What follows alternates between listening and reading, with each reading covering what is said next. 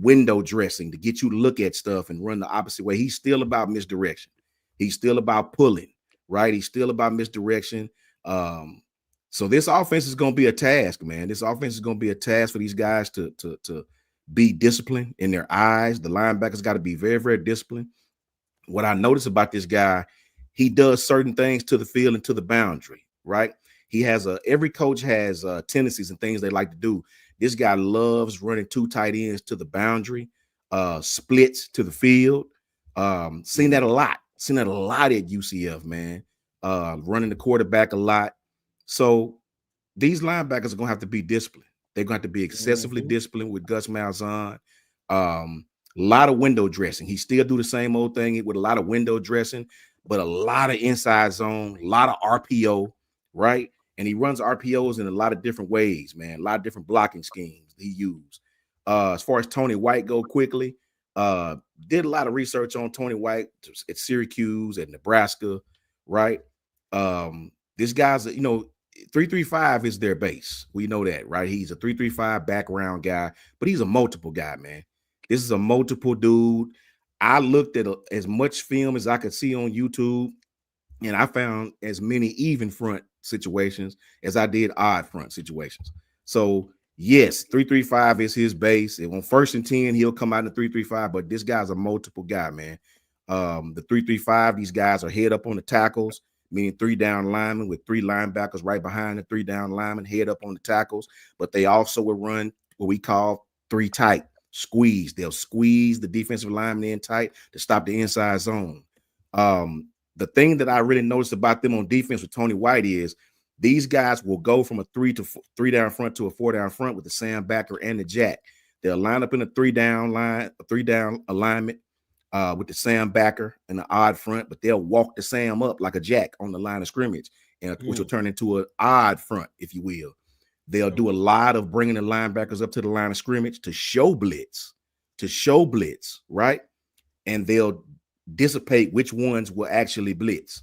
They'll bring the linebackers up in the gaps to confuse the quarterback and bring pressure from different ways, right? They'll back out and bail after showing blitz. All these things is to make Ty, a first-year starter, get the ball out of his hands quick. Like a lot of different things this guy does, man. Traditional even front on certain situations on 3rd and long. So this guy, Tony White, is I took notes on this guy, man. He's very, very, very multiple. Don't get caught up on that 3-3-5 stuff, man. Depending on the speed and the personnel of Florida State's people, I guess, they'll line up in whatever, 3-4 down front. They got a lot of pass rushers over there, a lot of transfer guys that came in from other schools, a lot of transfer guys, man, that they're going to utilize. They're going to try to confuse Ty. A lot of man blitz looks. They have a rover in their defense, as we call it, 5th defensive back, a la nickel, regular zone. I've seen these guys run a lot of regular zone, no matching on the back end. Just find your zone spot and live there. A lot of cover 3, a lot of cover 2, a lot of cover 4, a lot of man free. So what does that mean to the person that don't understand what I'm talking about? It's going to be a lot of opportunities, and they're very aggressive with their safeties. Man. I saw that at 2 different schools. He loved to take chances, man. So the opportunities for Ty to make big plays downfield will be there. They will go 1 safety high. They will go single high safety and be aggressive with him. And you know what that means. They can run the most favorite route of all time. The favorite route that good Lord ever created, the post corner. So you bring your ass out there, your single safety high, and you bite and you come down hard if you want to. We're going to run the post, plant, and it's going to be 6 points for Alabama. So he's very, very aggressive. That can pay off for you if you've got a shaky quarterback. Sometimes it can be bad for you if you got a quarterback that know how to put that thing out there. So in closing, Gus Malzahn is still Gus. A lot of window dressing, a lot of inside zone, a lot of RPO, right? So the linebackers are going to have to be very, very disciplined. Tony White, a guy that likes numbers. Clearly a guy that like to have a number game. A lot of 4 over 3 on the outside. You got 3 receivers. He's going to try to put 4 DBs over there, right? He wants to take away the numbers, right? Clearly he's going to pick on Wilkin Formby and Caden Proctor. He's going to line up with these guys on each edge. He's going to let them make a decision on who to block. He's going to try to bring pressure, confuse them, twist them. A lot of different looks. This guy's going to bring a lot of different looks. So the tackles need to be disciplined, need to be ready. The offensive coordinator need to have plays to get the ball out of Ty's hands with logical play calling on third down. So the great thing is this team plays a lot of what Arkansas does. A lot of what Arkansas do. I think they're a little more aggressive than Arkansas in the back end. So the plays for Ty will be there. Boy, and this man don't like to give himself no credit. That's one of the best on YouTube, man. I'm telling you. That was a strong breakdown, bro. Strong. And this is why I said, man, that this man just need to have a coach's corner, and all they do on one particular day just break down whatever game film of that week. All 22 film. Yeah, I appreciate it, man. Shout out to, I mean, that's what I like to do, bro. That's what I got into this for. You know, the numbers game guy is Tony White, you know, and they pay off, man. It makes me nervous to an extent because Ty hadn't seen this stuff. It makes me nervous because they're going to do a lot of different things to confuse Ty, man. But it also makes me feel good that we got Daniel Hill, Richard Young, because no matter what defense they line up in, no matter how many looks they show, the running game cures all ills. Please believe that. It does. Yeah. Yes, it does. Yeah. I'm about to say, you gentlemen have anything to say about this Alabama-Florida State?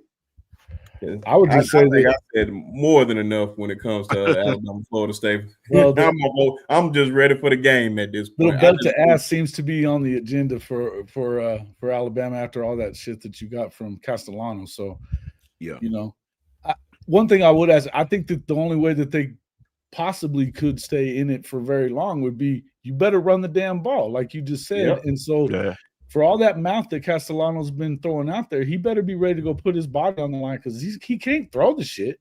So, you know, I mean, and I don't think you want to throw against his secondary anyway. So to me, if you're Gus, if I'm Gus, I'm like, hey, you put yourself in this position with all that talking and they're going to come, but we're going to need you to run the football. They're going to try to confuse our offensive line. They're going to try to confuse these guys. Facts. Yeah. Especially not when Jaden Roberts not being out there. Yep. Man, this game is actually an interesting matchup. I think Alabama comes out on top of the game. If I had to give a score, I'm thinking like 28-14, something like that. Oh, I think they went bigger than that. Even. I think I'm telling you, I don't know how this offense is going to go for Florida State, but I know for a fact there's going to be one quarter in this game where you're not going to have no answer for what Gus Malzahn brings. He's good for that every game. He's a better coordinator than he is a head coach. I know that much. Yeah, he's going to give you a quarter where you're not going to have no answer for what he's doing and what he's putting on the field. Now, it might not last that long, but he's going to be able to run the ball like what Coach Sun said. He's going to run that inside zone. He's going to run the gap scheme. He's going to change up the blocking. You know, it's going to be confusing. But I think that just quarterback play from y'all, man. Quarterback play, running the football, playing SEC football is probably the most important thing for y'all in this game. And what I mean by that, ball control, running the ball, time of possession, drives.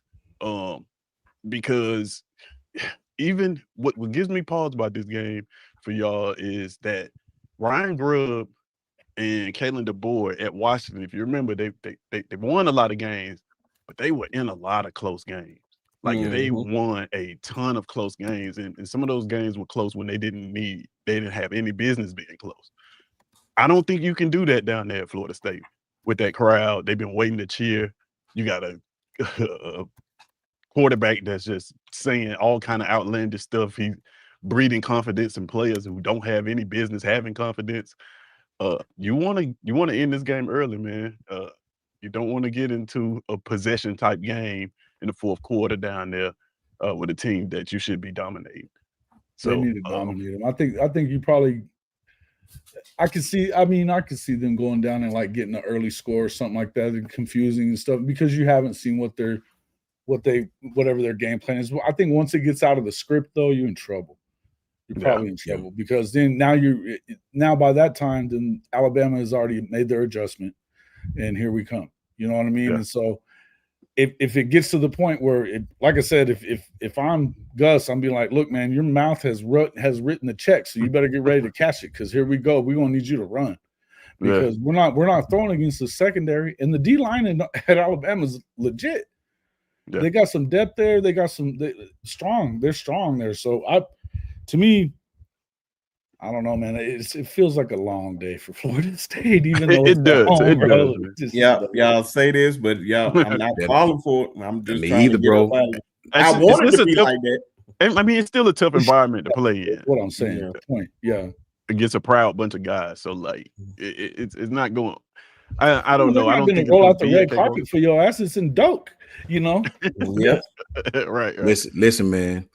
This Castellanos kid, I'm not overwhelmed by his throwing ability, but the kid got some wheels on him. He can run. If you get your linebackers looking in the wrong place, and he get out on one of these inside zone, one of these quarterback counter reads, these zone quarterback counter reads, where these RPO style inside fake to the running back, he keep it. They got two blockers on your one player, on duo as we call it, duo. Mm-hmm. The kid can make some stuff happen, bro. I'm telling you. If we're not disciplined and get off the field on third down, this game is going to be a 24-17 type game. I'm telling you. Everybody talking about we're going to blow them out. And listen, man, listen to me, bro. I don't know what the hell we're going to do because I hadn't seen us play this year. I know our defensive guys in the front seven have to be more disciplined than it was last year. Because every time we played a running quarterback last year, practically every time we faced a mobile quarterback, our eyes was in the wrong place, right? We almost lost to South Carolina because of that, right? We did lose to Diego Pavlik because of that. Anytime we faced a quarterback that run this kind of thing, we struggled, man. So I say again, we need our linebackers to be disciplined. Their eyes need to be in the right place because Gus, that's what Gus does. He runs a lot of misdirection. A lot of things to get you in space. That's right. Overload to the short. He's going to do some weird stuff with his linemen that's going to confuse you. You have to make sure that you stick with your responsibility and you got to be disciplined. I think you're right, Coach. Yeah. I think that's Oklahoma played them 2 years ago after the Red River, and I mean they all but beat Oklahoma. I mean, it came down to the last second, and they weren't very good. I mean, but they had a quarterback like this that really wasn't a great thrower. He could run his little ass off, you know, the converted wide receiver. So it's definitely, I can see them putting you in some weird spots, but it feels like the way the defense came on at the end of last year is what makes me feel like they should be able to figure it out. In the end, though, I don't know how much has Kane Womack, you know, faced off against this Malzahn offense, because he's going to definitely throw you off. He's going to throw some things out.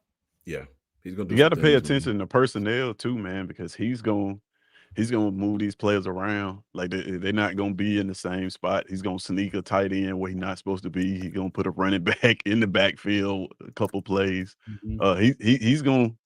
I'm telling you, man, he's tough to deal with for about a quarter until you realize that you can just push the team around. Bro, remember this. He'll run regular base 12 personnel, you know, one back, two tights. But he'll also run 12 with two tights in the line of scrimmage, right? Now, mind you on this, he'll have the two tights off the line of scrimmage, but the two wide receivers deep on the line of scrimmage, right? Mm-hmm. If you know the rule, obviously the base rule, 7 on the line of scrimmage, 4 in the backfield at all times. Yeah. He'll have the two tights off the line of scrimmage, two receivers on the line of scrimmage, right? So you better be very, very disciplined as far as the edge rushers, as far as the middle linebackers. Everything this guy does is to set something else up, right? Now, I will say this. He's not very disciplined in his pass concepts. In his past concepts, he's not very disciplined, dating back to Auburn, right? Even it's not creative at all. No, they're not very disciplined in their past concepts at all. A lot of high low. They run the same thing again. A lot of flood, a lot of high low, right? Like it's almost like one read offenses. If he's not open, run. I mean, that's just things what it does. You know, every time I see this guy, I see his quarterbacks going through one read, one progression, take off. You know, that's what it seems like to me. It may not be there, but that's what it seems like. So if the linebackers are disciplined, we'll be just fine. If I even go so far as to say this, if Alabama's disciplined, they'll get into these 3rd and 7 situations. If they can just get off the field on 3rd down, this shouldn't even be a close game. If that happens. To your point, he's going to try to No, I'm saying, to your point, he depend in the passing game, he's trying to scheme up blown coverages. Like he's not trying to move the ball down the field methodically through the air. He's trying to scheme up blown coverages for big plays. That's all the eye candy is for. And that secondary, while I think y'all secondary is pretty good, and they tackle well, that's gonna come in handy. Because he's gonna try to stress you on the outside of the field a lot. So there's a lot of eye candy for sure coming from Gus. He's gonna show you things that what you nothing. He's gonna show you things that mean absolutely nothing, and then the next time you see it, it's gonna mean everything. Yeah, You know what I mean? So that's a good way to put it. That 3-3-5 that they run, they won't stay in there very, very long. He usually run that against smaller offenses, quicker offenses. You're not going to be able to stay in a 3-3-5 stack, against the way Alabama play with 12 personnel against Bama. They will walk that jack up on the line of scrimmage. They're going to have to. If they don't, hear me now. If they don't, somebody going to have 100-yard rushing at the half. They're going to have to. What I like about our chances against this team is they're very aggressive in the safety spot, man. Very aggressive. These guys take a hell of a lot of chances. These guys, Tony White, it pay off sometime. It do pay off in the run game. Sure. These guys get a lot of stops. But Ty will have his opportunity to throw it downfield in this game. He will. I mean, I know receiving core, I would hope so.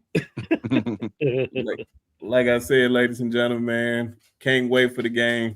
It was one game I want to just go ahead and get out the way because I'm tired of talking about it. I'm just ready just to see it. I'm just ready to see it, and it's time for the Tide to roll. It's time to get on this national championship, bro. Everybody got high hopes. Even Akron has high hopes. Everybody got high hopes. But you don't want to be hearing that Seminole. Like that. Yeah. You don't want to be hearing that chant come Saturday, man. Shout out Bishop. Oh yeah, no, I don't want to hear that at all. You start hearing a bunch of tomahawking. No, if you flip to the channel and you hear that, it's going bad. Bro, before you get out, Brinsky, let's be clear about something, bro. And this is not being the fan. This is the truth. The truth is in the details, man. This is the truth. What's up, Rob? Shout out to my brother Patriot Life, man. What's up, broski? Rob. What's going on? Man, listen. This game is not going to be an easy game, bro. I mean, it's the first game of the season. Man. This is not they got pride, bro. They got pride too, man. This is not a powerful program. This is Florida State. This is not listen, it's a lot of variables in this game, bro. It's two new coordinators on their side, right? It's two new coordinators as far as we had one of the two last year on the defense side of the ball, but listen, it's still a lot of different variables in this game that people just don't know, right? Paul Castellanos' son. Like, we don't know how this dude gonna play, right? I mean, he's a black dude, but I guess he's from New York. I don't know, but listen, man, it's a lot of what ifs in this game because it's their first action. Make no mistake about it, Florida State is gonna come out with one hell of a crowd in this game, bro. And they're gonna be loud. What's up with you, Ebony? Shout out to Ebony, man. Right? This is why Bama really need to be disciplined in this game and really come out and thump these guys. But I honestly believe, bro, I'll go so far as to say this and I'll be done. I can say now for like the last 3 or 4 years, bro, when I see Bama in the offseason, I hadn't felt good about what I seen. Like, man, I never told nobody. Only person know is Coach Al. I would always tell Coach Al, like, man, I just don't like what I see. I don't like how they block and I don't like the offensive scheme. This is the first time I've felt good about the way we look in probably about 4 years. I ain't gonna lie about it, man. I didn't like the body language. I didn't like everybody walking back to the huddle. It just something was off. This is with teammates fighting each other, everybody getting into it, and the team is policing each other. I hadn't seen that since Jonathan Allen and them, right? Yep. So trust me, they're going to be ready for the base things that Florida State do, man. It's just the crowd. We can't get down there turning the ball over. We can't get down there going 3 and out, right? We can't get down there allowing these guys to convert third downs. Third down is the key. Remember what I'm telling you. Third down is called the money down. We got to get off the damn field on third down and get their asses off the field on third. And we got to stay on the field on third down. And that's just the bottom line of it. And of course, everybody, appreciate everybody coming in, especially over there on the Hall of Fame Sports channel. Appreciate everybody joining in. Make sure you hit the like and subscribe buttons. The like and subscribe button to all the channels. Make All sure you streams. show your love. I'm gonna make sure I drop the links throughout the channel. So all y'all got to do is just simply click on them, and you can just be subscribed. Especially over there to Coach Sean at Just My Humble Opinion Sports. Of course, over there at Hall of Fame Sports with Jason, and of course SC Season with Tez, because we know how these folks be getting mad at Tez for posting SEC content. It's a shot at somebody, just throwing that out there. But of course, shout out to Nick, man. Appreciate the $4.99. My brother said, Coach Sean, I still have a question for you. You know Love what, the Nick? show, I man. apologize to you, bro, because the other night we got to go in and I starred your question, bro. I started and we got to talking, and man, so that's why I want to go ahead and answer whatever he had, man, because we get to talking and we'll forget about it, man. You know what I mean? Mhm. My I'll bad for make that, sure. Nick. Yeah, so whenever you post back up here, Nick, we'll answer. Oh, well, Coach Sean will answer, and we'll get right to it. But of course, guys, we ain't just talking about them. We talking about everything, some of the big games week 1. And I know Jason's favorite team in the whole wide world, those Texas Longhorns and those Ohio State Buckeyes, ladies and gentlemen. The good old golden boy. Hey, listen, I don't have a whole lot more love for Ohio State than I have for Texas, to be quite honest with you. the good old Arch Manning, the golden boy. We're gonna golden see arch. can the golden arches. The Can golden arch. can Arch live up to the hype this season? It may not be game 1 because I don't know, or he could go in there and light it up game 1 against those Ohio State Buckeyes, but only time will tell. But I'm gonna start with Jason this time, because I know he just so dying to talk about his lovely Texas Longhorns. Talk to me about them Texas Longhorns, even though you have all that Oklahoma stuff in the background, my brother. Listen, I was talking about this the other day, and I'll be honest with you, I think it's going to be a good football game. You know, they both lost quite a bit from their teams from last year, you know, that made runs in the playoffs. So I think the biggest thing that I've been, you know, when it comes to Texas, I don't know that I buy the hype all the way around because of everything that they have to replace up front, new quarterback, you know, a bunch of new receivers and stuff like that, you know, and I mean, even the guys that, you know, we've talked about it a bunch, that I love their running back room, but you know, you got 4 new offensive linemen and you already lost your starting left tackle. You know what I mean? And so they've got some things that they're going to probably have to work out. And the other thing is I would tell you that if Arch Manning is as good as everybody thinks he is, then it seems like he would have beaten out a 7th round draft pick.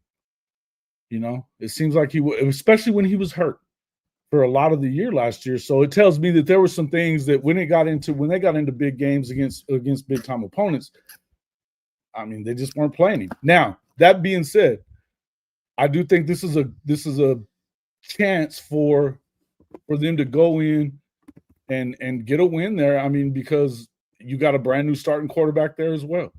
You know what I mean? And, you know, I like Julian saying, I think that he looks like he's going to be a pretty good player. He won the job, you know, so, you know, it looks like he could be that guy. We're going to have to wait and see kind of how that goes. But I think they have the best 2 players in the country when you start talking about Jeremiah Smith and obviously Caleb Downs on the other side. So they've got the best 2 players in the country. They've got the home field advantage. They're going to be pretty high on, you know, giving away rings that day and, you know, hanging their championship and all that other stuff. So listen, there's 2 ways that can go. I think you can lose focus or it can focus you, you know, because those guys didn't win. I mean, this team, they didn't win it. You know what I mean? It was the team from last year. So it could either motivate you and kind of get you focused or it could turn it the other way around. I do think that they're going to be he bullshitting too. Lying, Bevo. Lying. Stop lying, bro. Come on. In mid-season form. Mid-season bullshitting. Every time already. It's week 1 and he's already Shout out to talking. Bevo, man. But I think, look, I just think that it's going to be a good football game. I do expect, I mean, if I'm going to pick anybody, I would probably say it's Ohio State, but I think, I don't think it kills you if you're Texas to lose this football game either. You know what I mean? I don't, even though you are preseason number 1 and all that crap, does it kill you if you go in there and lose that game? It's a non-conference game. I think as long as you keep it tight. I mean, we just heard that the strength of schedule is going to take a lot more into consideration on playing tough opponents. So losing a game on the road against the defending national champions, who everybody's got in the top 5 anyway, I would say that, it's not a terrible loss. But I don't know. We're going to have to wait and see. I just think in the end of the day, I would expect that Arch is going to have some moments where he's going to have some growing pains. I think it's pretty outlandish to think he's going to come in and be perfect from day one. I just think it's a little much to ask from him. Man, listen, let me tell Jason this. Jason, bro, listen. Who are we kidding, bro? The Heisman Trophy already gonna be Arch's, bro. They already got one with his name on it, bro. All he gotta do is throw for 2,000 yards and 11 touchdowns. They're gonna give him a Heisman Trophy, bro. Trust me. They want that kid to win it. It's already preordained, man. It is. Trust me. But they could go into Red River with at least 2 losses. They could be at 3-2. Yeah, and I'm being funny, because I know the powers that be love the Manning kid. Love him. Yeah. Listen, there and one thing I'll say, and you know I gotta talk my shit. Texas been off-season champions for a long fucking time, man. That's all I'm gonna say. Off-season winners all the time. They still haven't put it all together. And look, you lost 25 guys in the NFL draft in the last 2 years, and they're supposed to just reload and be better. Come on, man. I think Texas and Ohio State both lost around the same amount of people, if I remember. They did. And I mean, I will say this. If Caleb Downs isn't the best player on defense in the country, he plays at Texas. Ant Hill. Anthony Hill, that dude's a baller. That dude is a straight baller. I like Colin Simmons. I like Michael Taft. I think that they've got some players. Yeah. I'm just saying. They've got some holes to fill. I mean, hell, they didn't win last year. They bring back a lot of guys now. I know CJ Baxter was tearing it up. Hundreds in returning production, bro. In the 100s returning production. You say that one more time. They're ranked in the 100s of returning production. I understand, because they have a lot of young guys at the receiver position. You got Ryan Wingo up there, who I know Ty is very high on. Shout out to Ty. But I'm high on Ryan too, man. I think Ryan is one of those guys who was in that group with Cam Coleman, Jeremiah Smith, Ryan Williams, Brian Westco. That I think that's one of those generational wide receiving classes. And Ryan Wingo is one of those guys I believe he's going to step up this year. Then you bring back CJ Baxter coming back from injury. Yeah. Stevie's all the way back. Yeah. Like you said, you still got Michael Taft. You probably got Defensive Player of the Year on the other side. Anthony Hill Jr. You got Michael Taft back there. Colin Simmons. There's a lot of guys that Texas can hang their hat on. Of course, they're gonna have Malik Muhammad. There's some guys that's gonna be new out there, but I believe they have enough guys that can go out there and compete with Ohio State. It's not gonna be easy. I agree with that. Ohio State, the one who really lost a lot. They did. They pretty much, their whole offense is gone. Everybody's gone besides Jeremiah Smith and what's my boy name? It's pretty new offense on Cornell Tate. That's all. Yeah, you still bring back Cornell Tate, Jeremiah Smith, and one more. I forgot his name. He gonna more than likely play the slot. Brandon Ennis. Yes. But on the defense, it's just brand new faces after brand new faces. That defense last year was 4 or 5 seniors. So but they still bring a couple. They've got a lot of returning 3-year guys on defense. Guys. They very well on that side of the ball. You got guys that gonna be NFL bound. Yeah, even though it's their first year, but they still new faces. They're still new faces. But the best thing for them, and I remember me and Coach Sean talked about this. The difference between Arch and Julian saying Julian Sand get to play at home. Now, if it was the other way around, I don't expect Julian Sand to go out there and just ball out down there in Austin. I don't know how Arch is going to do at Ohio State. Ohio State is going to be rocking. Of course, they see this the Golden Boy, and this probably be like one of the most watched games in Big Noon history. Yeah, I expect it to be that way. So, man, it's definitely going to be a tight game.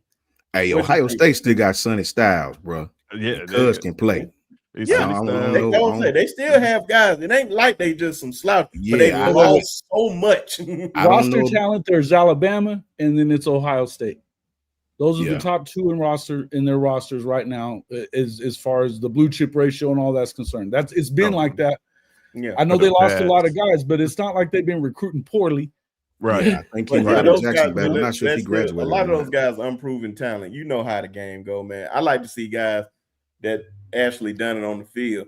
Yeah, I seen a lot of 3-stars, but the one kid, and Ebony put it in the chat, Miss Williams. Oh my God. I love this kid. I love this kid. Devin Sanchez. Oh my God. Yeah. He is that. He is that dude. Right up there. I got the John above him, of course. Fandom, call it whatever you want. I like the John, but I love Devin Sanchez. I love Devin. Please don't get Ebony started. Buckeyes. Please don't. Ebony. Hey, Ohio State fans are a different breed, man. Let me tell you. Your son played Alabama. Bro, have some pride in yourself. Ohio State fans are Tennessee fans up north. That's all it is. It's not far That's all it is, I think bro. They just got different colors. That's funny. They're Tennessee fans. Pretty solid comparison there, Coach. Yeah, that was the same, bro. That's a bar. If you talk to an Ohio State fan, you would have think they'd won 6 or 7 championships. Oh man. I commend you, Ebony. You know I love you to death. Ohio State, shout out to y'all, national champs since you ain't won shit in a decade. But hey, they put it together. You champs, I respect them. Right? Man, if you talking about who act like it, man, that's be the Michigan fans, boy. You'll swear up and down that they won something. They win 1 championship in 30 years almost. And then they just act a fool. Who worse, B Sharpe? Ohio State fans or Tennessee fans? I'd say Tennessee fans because they ain't won nothing. It ain't even close. It's not even close. Yeah. So at least Ohio State's closer than you think it is. I promise it's closer than you think it is. But Tennessee fans are different. They are different. Yes. At least at least Ohio State got some decent colors. Yeah. They be acting the fool in that orange. It's not even orange, Tez. Don't. That's that throw up. Not orange. Yeah, that's some pumpkin orange. They some. I told you.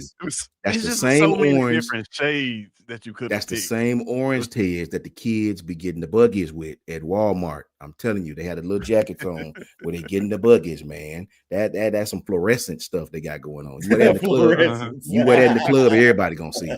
You do it in traffic. Man, I got more people talking smack to me before the Tennessee game and after last year. Lord, they swore they were going to come in and win by 50. The Tennessee people did.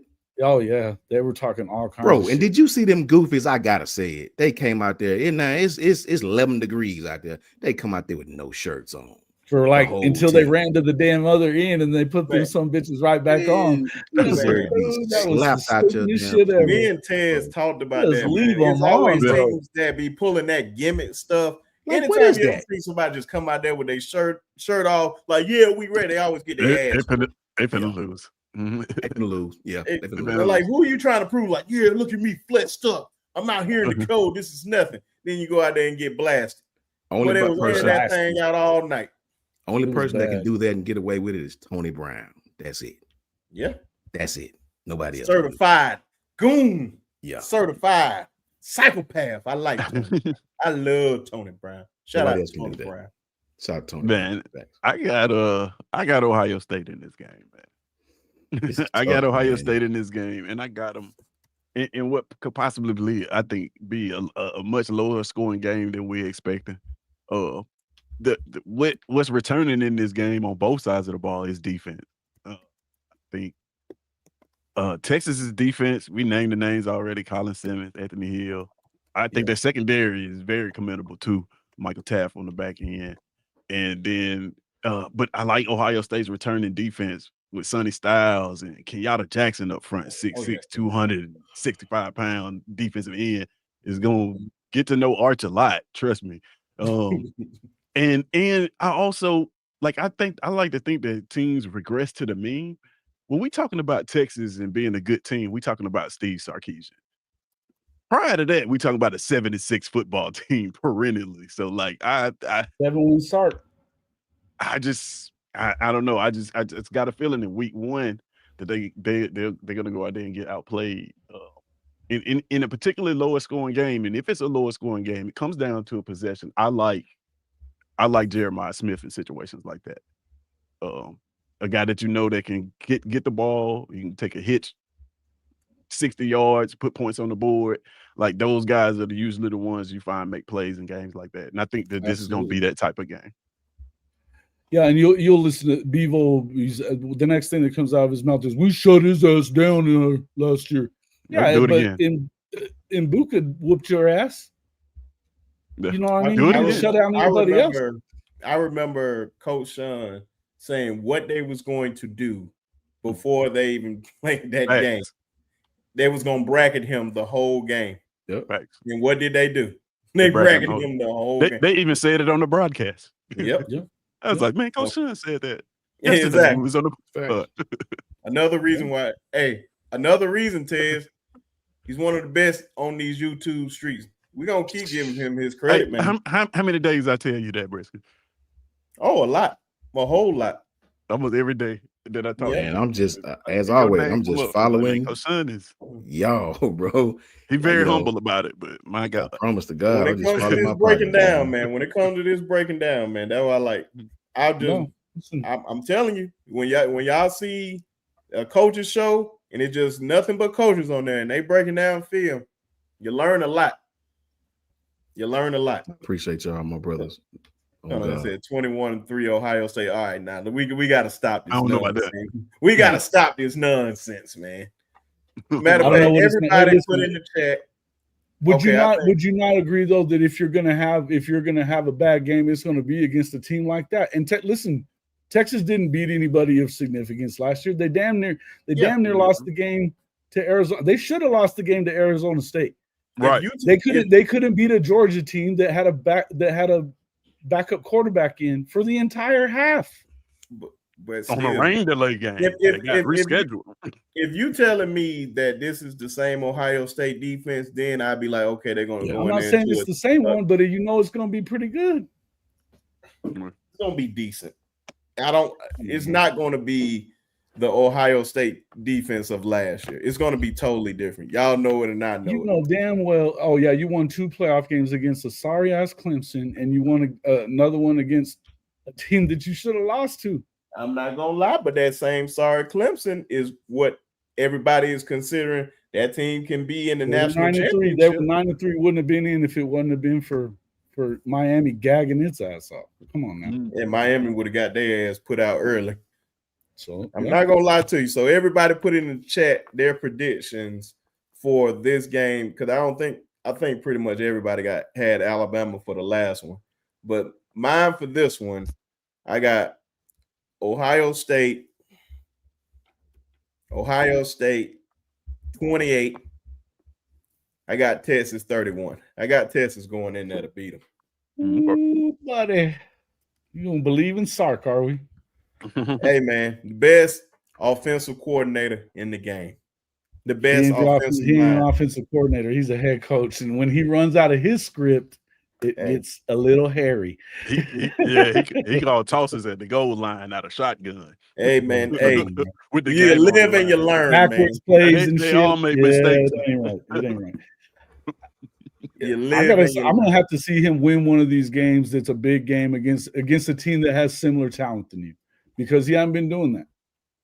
Last time he did that was against y'all, when you didn't really, y'all weren't really yourself in the early part of that year. He hasn't won a big game with similar talent. He just hadn't. So we'll see. But could they win? Sure. Could they win? Sure.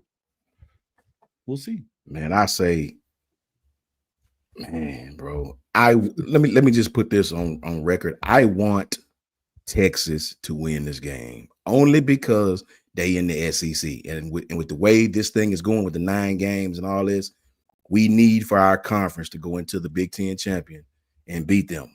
You know, I got something on that. The conference, for conference purposes, I know Texas is not a part of that, but in the SEC, all but Tennessee, we want our teams to beat And the Auburn. Big Ten teams. Yeah, and Auburn, but more so Tennessee for me, more so Auburn for Brinsky. Let me just say that I do want Texas to win because of the ramifications later on in the season and what they're going to be saying about the conference and this and third. But I do believe, man, somebody said in the chat a while ago, it's going to be harder for Ohio State it's going to be harder for Texas to prepare for Ohio State than it is. I don't think that at all. I think it's going to be harder for Ohio State to prepare for what I believe is a more versatile Texas offense. Texas got to run the ball a little bit better though. They get too pass happy and Sark get too cute. That's why he lost last year. He got too cute, you know, and trying to do all this, just line up and be efficient. Ohio State's probably gonna win this game to me, maybe 30-24. You know what I'm saying? It's gonna be a close game. It's not gonna be a blowout. It's the first game of the season. Nobody's gonna be at peak performance. Arch is a great guy, great athlete, but so is Julian Sand. Julian Sand was a 5-star kid. This kid can play. Yep. Like talent on both sides. I think Texas secondary is going to be susceptible now with Jadon Barron and all them boys gone. I do believe Ohio State front 7 is going to be a little bit better. I think Texas is going to have probably better pass rushes as a whole. But I do think Ohio State secondary is still going to be good. I think Sonny Styles and them boys still going to be thumping. They're going to be good. I think Ohio State may pull this out late, right? So if I had to pick, I would pick Ohio State to win a close one, 30-24, 27-24. But I hope for conference purposes that Texas win. Okay. I would just tell you this, the 9-game schedule, I know we'll probably get into this in a few minutes. I just want to say one thing, and you should check out my column that I wrote about it this morning. But I'm going to tell you this. The Big Ten, they don't know what they just asked for, because the only thing they had was that horse shit that they were talking about the 8-game schedule. Now, the metric just changed on that strength of schedule, and you're going to get what you're going to get everything you asked for. And meanwhile, your coaches are out there, scheduling trash. Right. And it's gonna end up hurting the Big Ten on this. I'm telling you, it's gonna end up hurting them. Jason, man, I 100% agree with you on that. I think that extra game, because it's going to be tough for that extra game to not be a highly ranked game in the SEC. Strength of schedule is going to be through the roof. Now you're going to start seeing 9-3 SEC teams jump these other undefeated teams that hadn't played anybody because of that. Yeah, I think it's going to backfire tremendously. You didn't hear a damn thing about going to that 9th game. And all of a sudden, Wednesday comes along and they said, oh, we're going to weight it differently on the strength of schedule now and add another metric to it that's going to be even more important. And then the next day, oh, yeah, we'll go to 9. We'll go to 9. So not only do you preserve all the rivalries in the SEC, which is what college football is about, number one, but you also we're going to go to 9 games now, because guess what? Anybody we play in our 9th game in the SEC is going to outrank whoever the hell you play. Right. Because they're lining up sisters of the poor every week, even in their conferences trash. Come on, man. And they've been protecting each other. They've been protecting their top teams too, not seeing them all play each other, because they're worried about records. And look at what Signetti did. He's out there talking all that shit about the SEC, and then he's dropping games against power opponents to pick up McNeese State. That's what I was going to say, Jason. I hope you guys are right, because what I see last year, I see Indiana, who played FIU, Western Illinois, UCLA, and Charlotte, Maryland, Northwestern, Nebraska, Washington, Michigan State, who all were terrible. right? They played Ohio State, which at the time was the only ranked team they played. I mean, besides Michigan, who they beat 20-15, right? Ohio State was really the only ranked school they played that was worth a damn, actually, for real, and they lost that game. I see this team getting pats on the back, getting all the analysts are making cases why they should be in, right? I watched Clemson, who won the ACC. Okay, cool. Lose to not one, not two, but three different SEC schools. One in the beginning of the season, Georgia, one at the end of the season, South Carolina, and one in the playoffs. That's who put your ass out, Texas. Your champion got their asses whipped, right? The truth is in the details by three different SEC schools, and they got a pat on the back. So I hope y'all right, man, because what I see right now, our conference just picked up another hard game while these other people are playing Little Debbie cakes every single week and getting pats on the back for it. What's up, KB? Shout out to the brother KB. So happy you got your channel back, bro. Oh yeah, man. I hope that Greg Sankey is smarter than that. Like, I hope that he's been playing chess, man. Because he's been adamant for so long against this 9th game, right? He hasn't been on board with it at all because of the strength of the schedule. And to Jason's point, the moment they announced this metric, and I don't know the details about it. I don't even know if the conference. I don't know if Sankey has. I'm pretty sure he has more information on how it's going to be weighted than I do. But the moment they announced that, bam, okay, we'll do the 9th game. So, like, it's got to be something in there where they're weighing strength of schedule a lot more. If not, this was a bad decision. But I got you real quick. If in truth it is, man, this is a great decision. Because I think Sankey was the one really pushing for the automatic qualifier spots. He was. Because we play such a tough schedule, and it's like, hey, we need to be guaranteed some spots in this thing.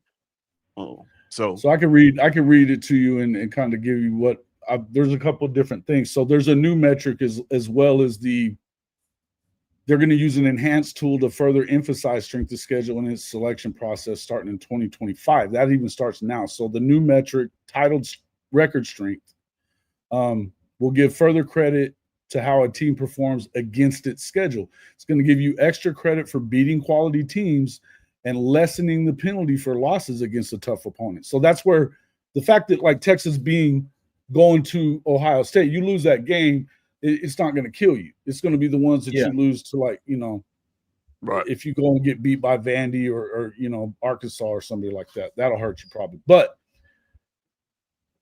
it lessens the penalty for if you do it. Now, to the contrary, it's going to give less credit for beating lesser teams, G5 opponents, things like that you're getting a lot of, in the Big Ten. They careful what you wish for, right?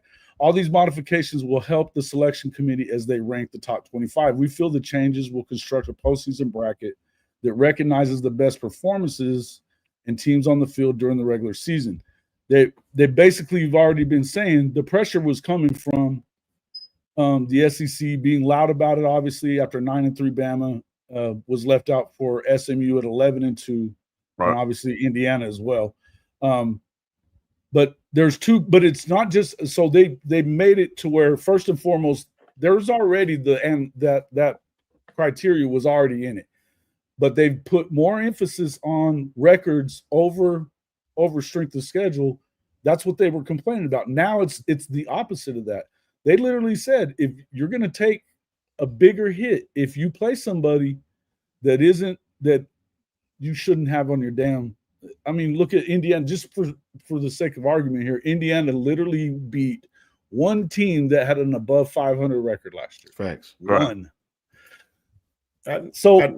My fault. No, go ahead. I'm just saying that basically what they did, they set up the SEC. They were bitching about, oh, you got to play a 9th game. Y'all just smoking mirrors with all this stuff and talking about all this schedule strength. Well, the schedule strength is what it is, because if you look at, let's talk about Florida. They're playing Miami. They're playing Florida State every year. You guys are playing Florida State this year too, but I'm saying you already have to play a non-con team of G5 or a Power 4 opponent in your non-con schedule anyway. Already have to do it. Now you add the 9th one, so you're going to be playing 10 Power 4 opponents at minimum. And if you're Florida, you're playing 11. This is why I said, man, I needed everybody to understand, man, that 10-2 is the new 11-1.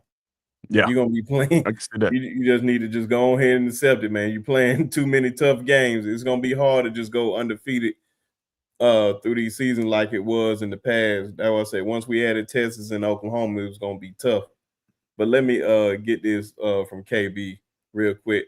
Shout out to the brother, the man, the myth, the legend. He got his channel back and he's showing love. Appreciate KB for the $10 super chat. And of course, my brother, you already know. He's got his own money. And baby, when I tell you he's got his own money, I mean the boy has got his own money. Boy got his own money, folks. The man got his own money.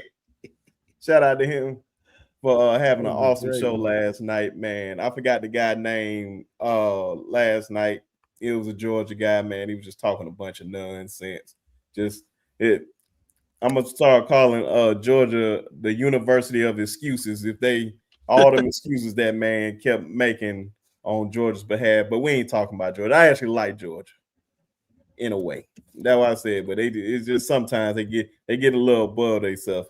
And also shout out to Latoya for being a member for 1 month, always showing love. My good sis and our good sis said. So Jason, you're saying Sharpe is the James Franklin of the SEC. I don't know if I'm going that far just yet. I don't know if I'm going that far just yet. But he ain't that far off, bro. He ain't that far off. I would not give James Franklin too much credit. I would not give James Franklin. I don't think he's worth a shit. Bro, if he don't win a championship this year, or at least make it to the champ, something wrong. Exactly. You gotta beat Ohio State.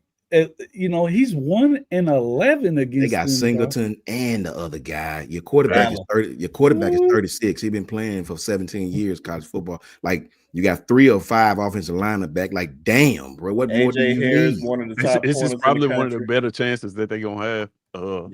Offensive from an offensive standpoint. What more do you need, man? Like what more do you want from me? But of course, we're gonna move on to the other big game that I can't wait to see. Good old LSU versus Clemson. Y'all already know. Got the good old Alabama boy Dabo Sweeney. Probably they projected to play in the national championship game. Their schedule relatively easy compared to others. They got LSU, of course, the first game, but the ACC has been toilet bowl for the past I don't know how many years. But they pretty much the favorites to win, even going undefeated in that conference. I have high expectations for these brothers this year. But of course, since I went to Coach Sean and Jason, I'm gonna start with Tez on this. Tez, what's your thoughts on this game, man? I think it's gonna be one of the better games all this weekend. Yeah, looking forward to see this game, man. I want to see how both of these quarterbacks play. Don't be surprised if this could be a preview of the national championship game. Both of these teams, really, man. Both of these teams, I feel I'm gonna let you go. My fault. Have the ability to beat anybody in the country. I think if LSU can get better on defense, which I think they added pieces to do, and they can develop some type of run game. Man, these are two of the best quarterbacks I think in football right now, in college football right now. I got Nussmeier as my dark horse Heisman pick. It's gonna be an interesting game. If I had to pick though, I gotta go with Clemson. I think Clemson is the more complete team right now. Like I said, with LSU, my picks from LSU hinges on some ifs. If they got to get this right, they got to get that right. I think Clemson right now, out of the gate, is one of the better teams in college football to go against week 1. And from just a perspective of history, LSU struggles in week 1 games. They've lost 6 of them in a row, 5 of them in a row, something like that. So I'm gonna continue that trend, and I think they're gonna continue that trend. If I was a betting man, you'd be a fool to bet against that trend. Teams won 5 opening games in a row. So I'm gonna go with Clemson in this game, man, and I think they put up a ton of points too. I see this game being. That's the question about them, right? Is that defense anyway? Yeah, that's what I'm saying. So I see this game being in the 40s, man. 42, 45, something astronomical. I think they score about 80, 90 points total in this game. But I got Clemson coming out on top of that. Oh, any one of y'all can jump in on that. I'm just still shocked that. Go ahead, Coach. Okay. Go ahead. Man, this is a tough one, bro, because you all know my affinity for Garrett Nussmeier. You know, I think he's the best quarterback in the country. I do. I don't give a damn what he did against Alabama. I know what he did against everybody else. You know, and you can say what you want about the team of LSU. I know that man threw for over $4,000 in yards, touchdowns. He led the SEC damn near in every category. And he back with, to me, just as good receivers. Aaron Anderson. You got the kid coming over, that fast kid from was it Kentucky? Barron Brown. Yeah, Barron Brown. Listen, bro. Offensively, but when you look at Clemson, bro, yeah, they got their asses handed to them by 3 different SEC schools. Cade Klubnik is he been starting for 2 or 3 years. I mean, the kid been there. When I look at Brian Wesco, that boy's a monster, man. TJ Moore is a monster. Man, they got a dude on they D-line. We all know Peter Woods, we all know that dude. TJ Parker. Man, they got that dude, DeMonte Carpenter, I think it is, Capehart. DeMonte Capehart. Yeah. And listen, it's at Clemson too, right? Yeah. I say this is a shootout. I say 31-34. I say Clemson beat them, man, in the shootout, because Nussmeier's going to do what he did all season. Nuss is going to get his. Nussmeier's going to get his. It's just I don't think LSU is going to be able to stop them as many times as I think that defense at Clemson will be able to provide trouble for the LSU offense. I think being at home, Clemson's defense LSU defense not being where they need to be. I don't know if I see them stopping Clemson, right? Right. I don't think Garrett can win a shootout with those guys with that defense against that team. I think I'm gonna go with Clemson, man. You know, I think Clemson will beat them at home in a close. I agree. Yeah. Go ahead, Jay. No, I think it's a tough game, but I feel like the biggest problem that I would have with LSU, number one, I don't know what this defense is. I don't know if they're going to have Lawson in the right place. I mean, if I wouldn't move his ass off the edge of that line. You know what I mean? I just wouldn't do it. But that's not how they're rolling. So, you know, that would concern me, number one. I think they're a little better up front on the defensive side. So, you know, they're going to – but the question has still been in their secondary. I think they went out and they spent a lot of money in the portal to kind of get that right. Their defensive coordinator in year 2, you would expect them to be better, but I like LSU a lot. The problem is their offensive line, they couldn't get the running game going last year at all. And they had to run the football. If you're not going to run the foot, and I have a hard time believing you're going to run it against this defensive front at this point. Should be a close game, but I'm with you. If they're not able to establish a run game in this one on the road, I think you're going to have a hard time keeping up, because what has Clemson been missing for the last 4 or 5 years that they've been we've been seeing them dip? They've been missing receivers. Yeah. They're not missing receivers anymore. No, at all. And finally, Dabo has kind of let loose of the reins on that offense and letting Garrett Riley do what he does and dial it up. So you saw Klubnik take a step forward last year whenever they were talking about him the same way they were talking about DJU. Yeah. Before that, all of a sudden you put some receivers in the room and now they're a little better. I still don't know that I completely trust Clemson to be the best team in the country, play for the national championship or any of that kind of stuff. But I do think that, I mean, can you really pick LSU until they win a damn opener? I mean, they've lost 5 in a row and 3 under him. So I don't know. I struggle with it. Let me tell you this real quick. Clemson got a their third receiver, I think, is Jerron Williams, Antonio Williams. I can't remember. It's a Williams kid. Antonio Williams. That kid made he's their third receiver, bro. Mm-hmm. And this kid would start at a lot of schools, man. Right? They got they got an old offensive line, man. Old. I think most of them dudes is seniors and juniors, if I'm not mistaken. Yeah, I think so. This Clemson team is primed to have a good season, man. We all know in the ACC, you don't have to be super good to win that league, just quite frankly. But their defense, man, is going to be top 5 in the country. Peter Woods, TJ Parker, DeMonte Capehart, Sammy Brown, all them, that linebacker Sammy Brown, all them boys, man. Avion Terrell in the secondary, they got some first rounders on that defense side of the football, and it's going to make it tough for LSU, man. Yeah, that's one of the reasons why to be clear, in the national championship, when we did our episode to pick, I've got Clemson and Georgia in the national championship. But one of the reasons I'm high on Clemson is because that, like everything you said, that returning offensive line, what they added at receiver.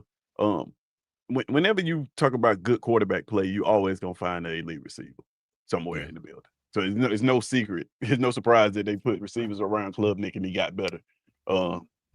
And what is, like you said, the ACC is weak. They're likely going to get a playoff berth. And do you want to play against a Dabo Swinney coach team that has a defense and a quarterback that they like? That's going to be a tough out in the playoffs, man. So that's why I made that prediction. But in this game, I'm just, like I said, LSU has a lot to prove to me for me to pick them week 1 against Clemson. I mean, just win a week 1 game, man. Yeah, I mean, that's what I'm we can saying. maybe talk about it. You know what I'm saying? I'd still think that they're contenders in the. I think they're contenders in the SEC, but you kind of have to see some things come together for them before you really expect too much out of them, right? Yeah. I love that quarterback though. I love Gary Nuss. I think Nuss is great too. But then that's the other thing. He's been having some injuries that I think it's light stuff, but I don't.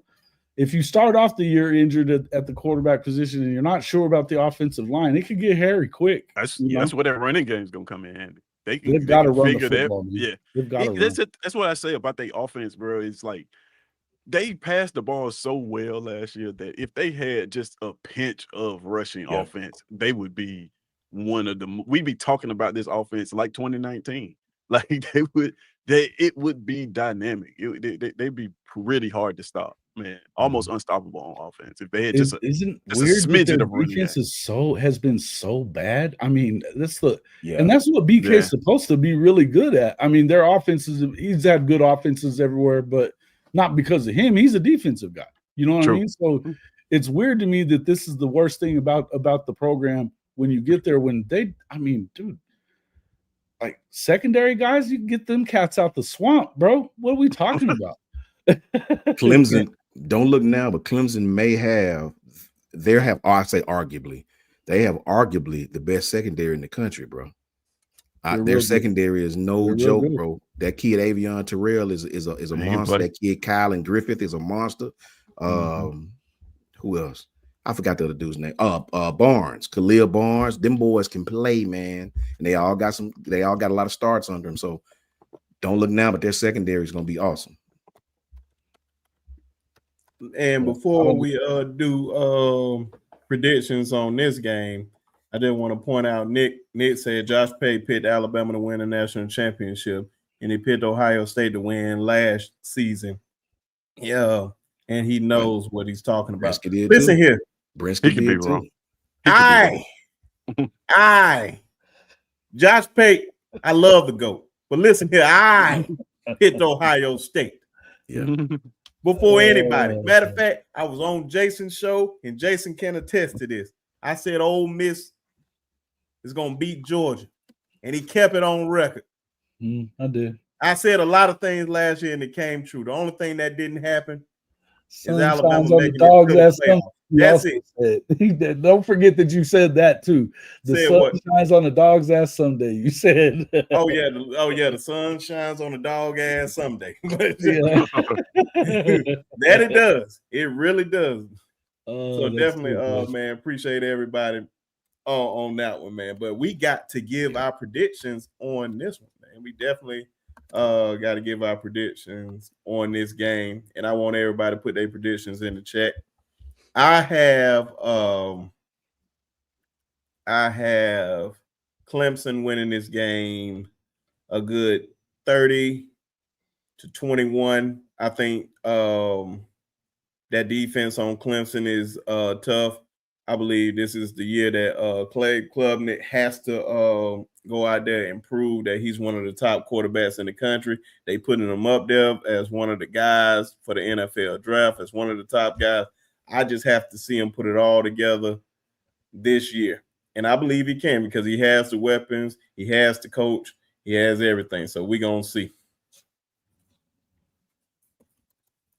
Any one of y'all can go. And go Braves. Sure. I'll go ahead. I mean, 42-35. 42-35 Clemson. I think that they score quite a bit in this game, and I'm giving Clemson the 42 because I think that they get the stop that they need. I think that defense gives them the stop that they need to win this game. I'm looking at 42-35. I say 34-31 Clemson. Damn. Yeah, it feels like I think looking at last year when they played USC in the first game, I mean, they had every chance to win it, and I mean they were undisciplined, did some dumb shit, and cost them. Yeah. But they took the lead an awful lot of times. I think it's a tight game. I think this is when you would hope to see that you get it tightened up with your discipline and things like that. But do you expect them to do it? No. I think it's like 35-28, something like that. 35-27. Clemson. And another thing that I want to point out, man, that I didn't say is Ted said they're going we can possibly be seeing a national championship right here. I don't see it. The only reason why, because LSU just doesn't have the defense. I think they're a year away from that. They can get back to being like a LSU defense because I believe they recruiting the guys to really play at that school now. But I feel like they ain't been recruiting those type of guys in a minute. But they starting to bring those guys back. But I just have to see them do it, man. If the defense step up, then maybe. And then also, I don't believe in Brian Kelly whatsoever.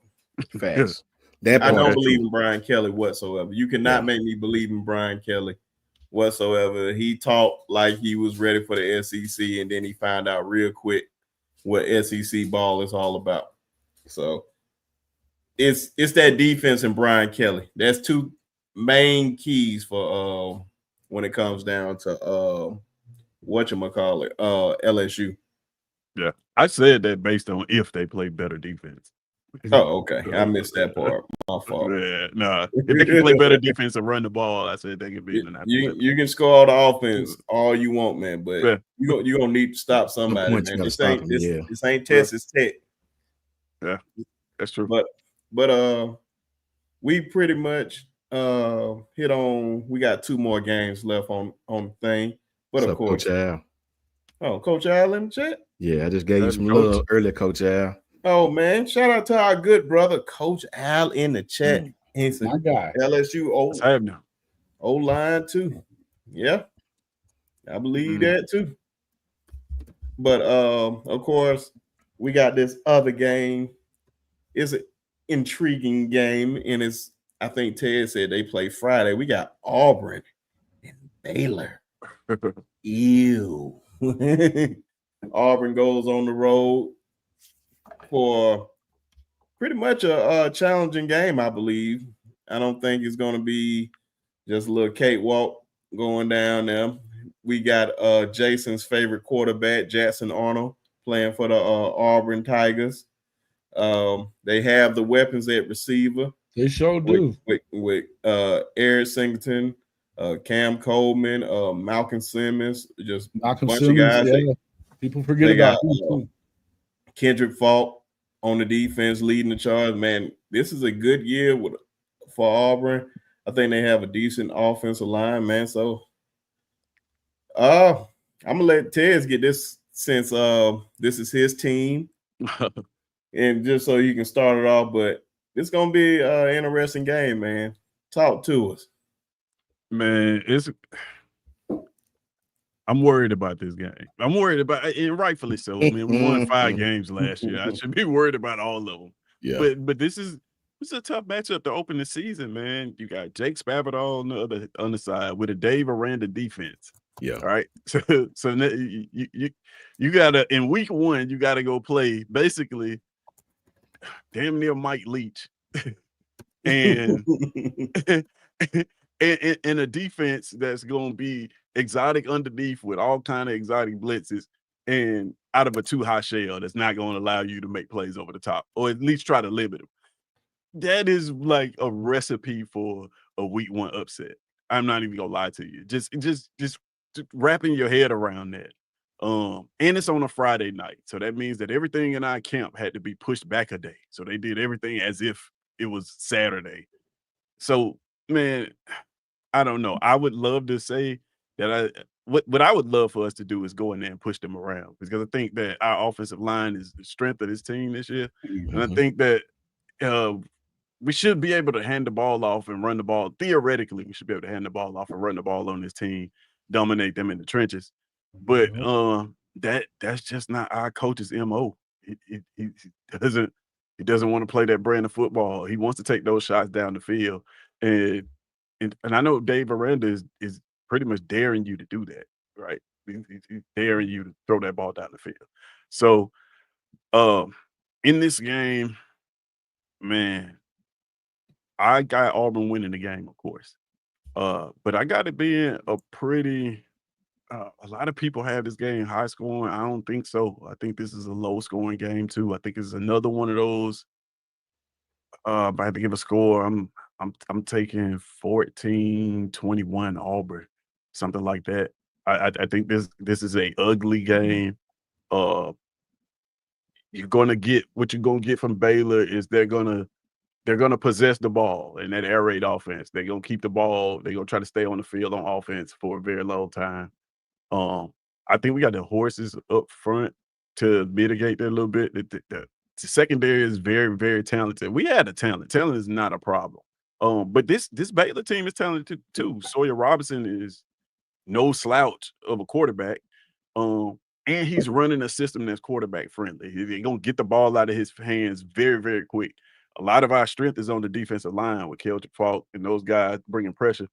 That gets mitigated playing against a team like this almost because they're throwing the ball, 3-step drop balls out of his hand.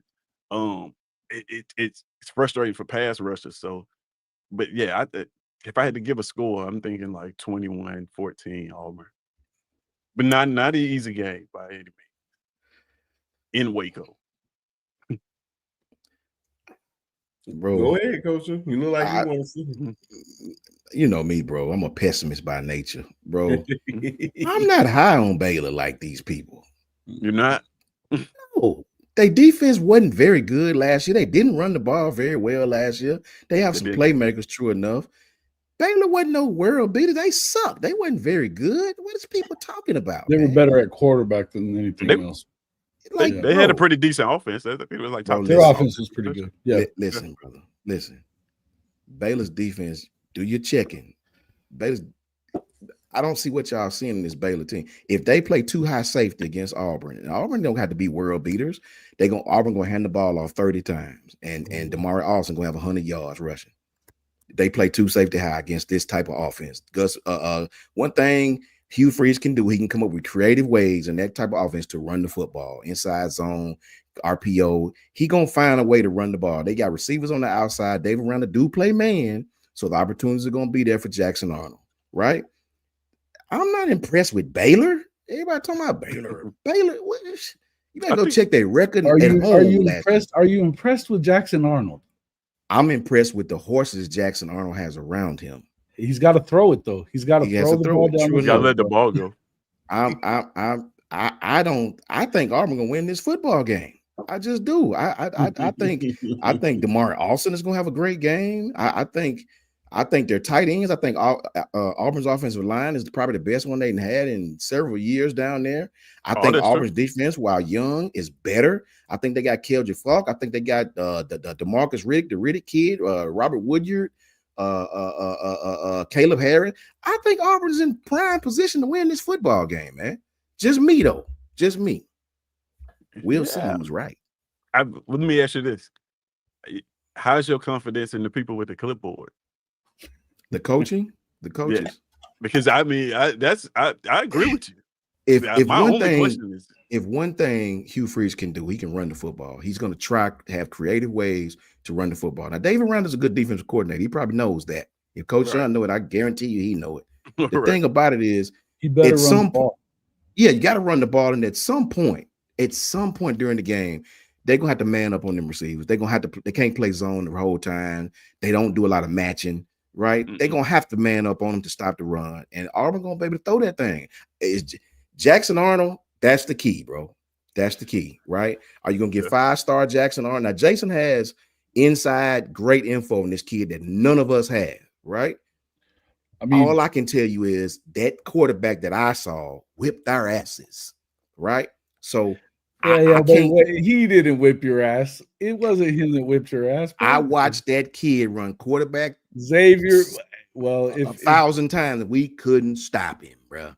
At all, Xavier right?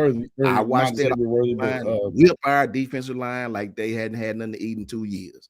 So fair enough. I'm picking Auburn 24-20 right now. I think Auburn should win the game because of their defense first and foremost, right? I think they should win their defense. Their defense is legit. Their D line is legit. Their secondary looks good. I like Auburn in that instance, right? I don't love what Baylor is on defense, but what I do like is Dave Aranda knowing that he can get into the breadbasket of Jackson Arnold. Because if he's going to want him throwing the football, and I'm just going to tell you, he's afraid of turning the ball over because he turns the shit over a lot. 12 fumbles in 13 games that he played at Oklahoma. 12 fumbles in 13 games. He only had so many picks last year, but it's because he wouldn't throw the football. I would just send you back to watch that Missouri game where, I mean, I'm just saying, they had the game won. And not only did he fumble it off his knee for no reason, nobody's even around him. And I mean, 2 minutes, you got the lead, 2 minutes left in the game, and you lose, and you've got a 7-point lead, you lose in regulation. But the worst part about that was that you had, you finally get your best receiver back. He's screaming at you on the sideline, throw the fucking football because he's open. And Jackson was literally doing this and telling him every reason why he didn't want to throw it. That's a concern for me. It's not about whether he has the talent or not, because he does. And I think that all things considered, Auburn might have the best receiving core in the SEC. They very well may. That being said, if you're afraid to throw the ball, I think you got to have a quick hook on this kid because you don't want them in the game late in the game. You don't want to keep Baylor around. You should whip their ass quickly. Because you know how it gets against some of these teams that you give them a little momentum. They're at home. Baylor's been known to play pretty good games at home. You know what I mean? And I think that Aranda, look, we know he's one of the better defensive coaches in the country. There's no two ways around it. Yeah. He's going to have some stuff dialed up for Jackson that's going to freak him out. And I think until we see him kind of break out of whatever's going on in his head, man, you can't expect him to do it. Do I think that Auburn wins eventually? I think they better, because if not, I think that you lose that game, you turn around and you go to Norman a couple of weeks later and you lose that one. Now all of a sudden you're 3-2 going into. You may be out of there in a game or two as you get into the meat of that schedule, and probably rightfully so. I would think, if you're I mean, we all know that Auburn doesn't mind paying coaches to not coach. So, you know what I mean? So I would just say, to me, I feel like you better find a way to get up on them quick. But I'd be running the football, and he didn't even do it with a great running back. Last year, he wasn't running it enough. So I struggle to believe that he was going to give him it's going to put him in the right position right now. And I don't know that I think he might be broken, fellas. Yeah, I just think he might be broken.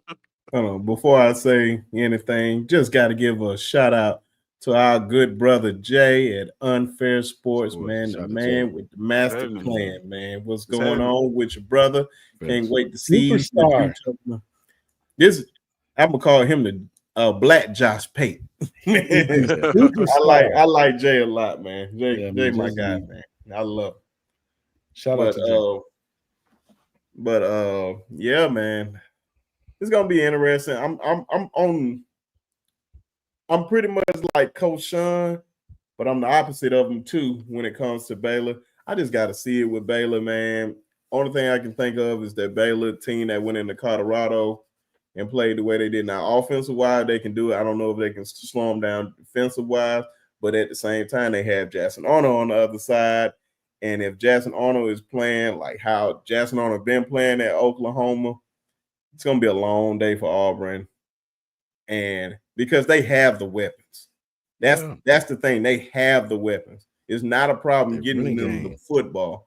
So if he doesn't get them the football, possibly we could see Deuce Knight come out there and that's a scary situation though too, because he's a freshman, right? Yep. And I think that if he was already right, I mean, Jackson hasn't exactly played his ass off in practices. If Deuce was ready, wouldn't he be out there now?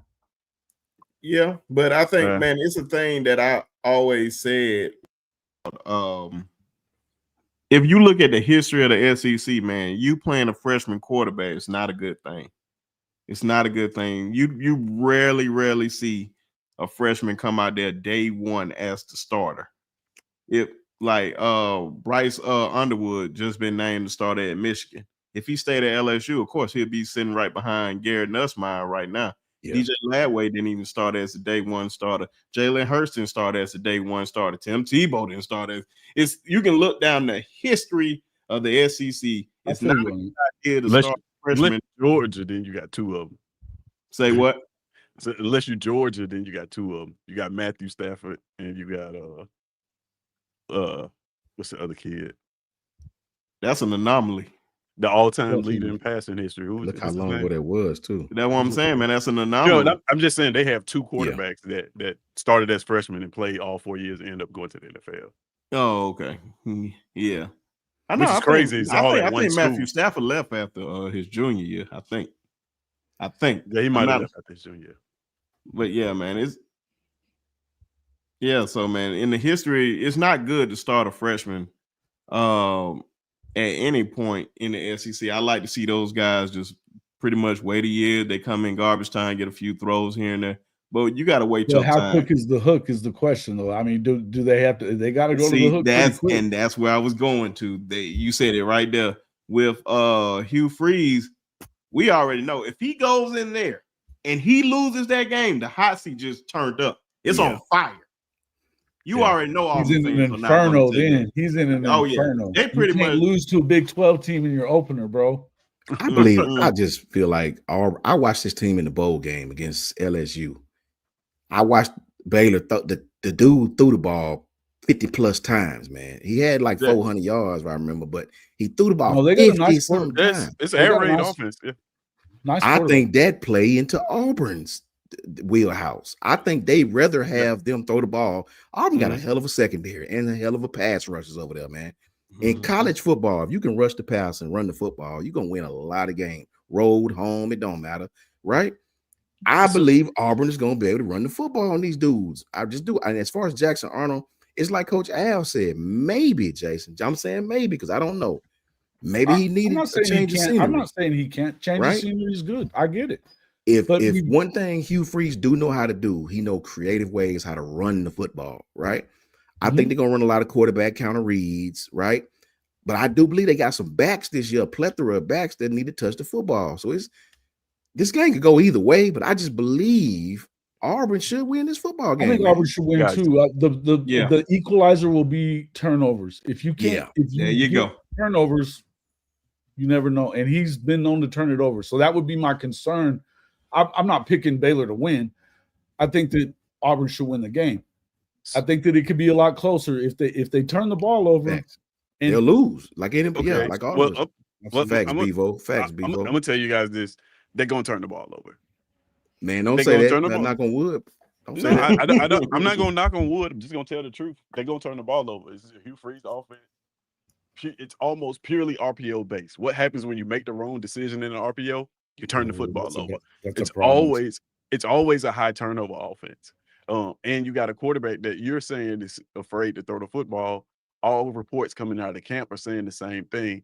I don't doubt that we had the talent. Don't get me wrong. Everything that you guys said are true. I felt like we had the talent last year. I felt like the talent that we had on the team last year was enough to win more than 5 games. What I'm most concerned about is, even though once we get up in this game, like you guys said, you guys gonna have to get out to a good start. How many games last year did we get out to a good start? And then in the third and fourth quarter of those games, the play calling just went stale. But to the point where it was giving the football away. But it was like, you you know that little Undertaker bell? You know what I'm talking about? That's what it felt like last year. It felt like we'd be up by 2 touchdowns going into the fourth quarter. As soon as that fourth quarter hit, that little Undertaker bell ring. Bing. They're going. But listen, here it comes. watch Auburn late in the season last year. You know what you saw? What's the top? What's the kid? The receiver? Him and Ryan came out together. What's his name? Cam Coleman. Cam was hurt. You know what I seen? So he got a kid that didn't know how to play receiver, bro. A kid that knew how to run a deep route. When he ran mesh, he didn't run the route fully. He got frustrated when he didn't get the ball. Didn't want to block. I said, watch him. He reminded me of the Steelers receiver we had last year, Pickens. That's what he reminded me of, right? I know it's Pickens is the Cowboys now, but that kid, it seemed like he didn't know how to play receiver in college, or I don't know what it was, but late in games, he didn't want to block. He didn't watch him, bro. Right? It was hurt for the first half. That may have been it, man. So it was a lot of things working against y'all last year, man. It's hard to call plays as an offensive guy when all your tools ain't in the shed, man. Well, no, listen, I've said this a bunch too when it comes to that. He wasn't the only problem. No, he wasn't the only problem. They had issues on the line early, especially early. They were better late. They obviously had issues with receivers. You had your top 6 by the time it was all done and over with. They were out. And you have bad offensive play calling, by the way, too. I mean, it was a shit show, whether it was Seth Luttrell or it was Joe John Finley. They were bad. Yeah. But you're talking about at Oklahoma. At Oklahoma. There was problems there. So I think that overall, Jackson, but there was things that you would hope that he would have figured out throughout the year. When they benched him, they bring him back in after the South Carolina game, and that was a debacle by the play calling as well. You got Bauer Sharpe going one-on-one with the best the edge guys in the country. Yeah, they put Hawkins in a bad position. It was bad. But I'm not gonna lie to you, Jace. My fault. You were still talking. My fault.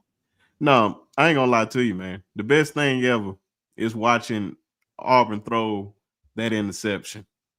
Just watching that interception when all you had to do was run the ball, and he took it to the house. Well, it was crazy, right? And their running back. This is what I'm talking about. The football. He was exactly, bro. Yeah. But I think you got a better quarterback this year, Tez. Come on. Listen, okay. Okay, we may have a better quarterback this year, but realistically, Peyton, like I say this a lot, Peyton Thorne he would have been a 3,000-yard passer, but he missed a game. He threw for less interceptions than Jalen Milroe. Threw for more touchdowns than Jalen Milroe.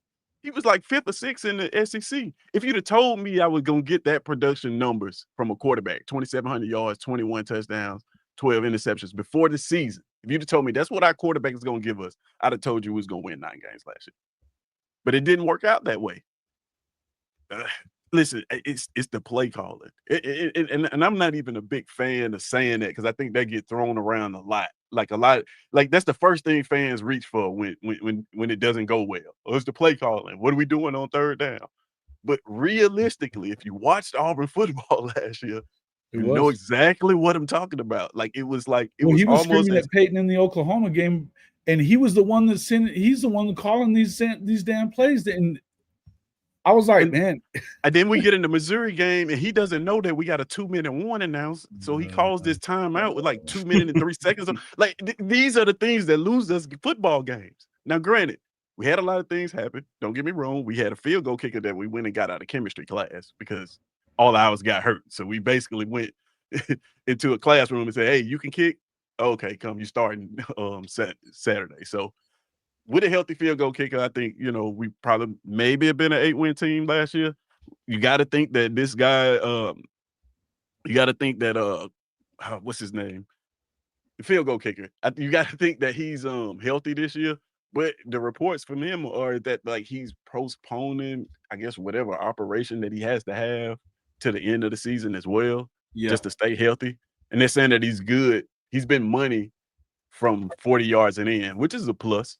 But yeah, it's gonna be. Listen, I'm gonna watch this game, and I'm gonna be cheering for my team. But when that fourth quarter hits, I'm telling you, don't call me, don't text me. I need to watch that fourth quarter of that football game in solidarity. It's gonna tell me a lot about the rest of the season. How it's gonna go, man. Look, man, Tez, let me give you a kind word, Tez. I watched Jaden Daniels at one school throw for 2,100 yards, 10 touchdowns, and 10 interceptions, right? Mm-hmm. I watched the kid transfer to another school, had a decent year, and then had an explosion.